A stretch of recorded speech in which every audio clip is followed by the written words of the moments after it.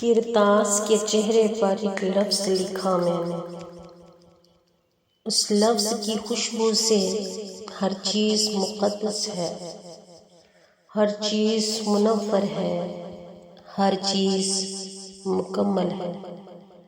وہ لفظ محمد ہے، وہ لفظ محمد ہے،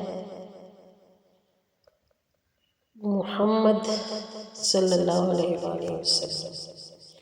محمد کس کو کہتے ہیں؟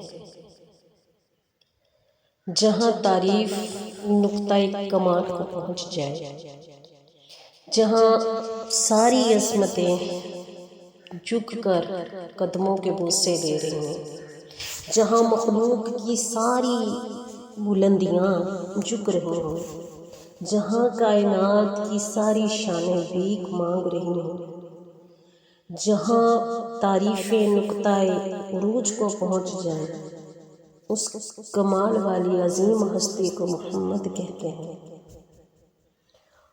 محمد بہت زیادہ تعریف کیا گیا، بار بار تعریف کیا گیا، بے شمار خوبیوں والا،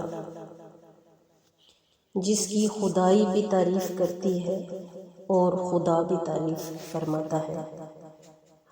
ہر طرح، ہر وقت، ہر جگہ، ہر ایک کا حمد کیا ہوا، بلکہ ان کے تو ہر ایک وصف اور ہر ادا کی تعریف کی جاتی ہے۔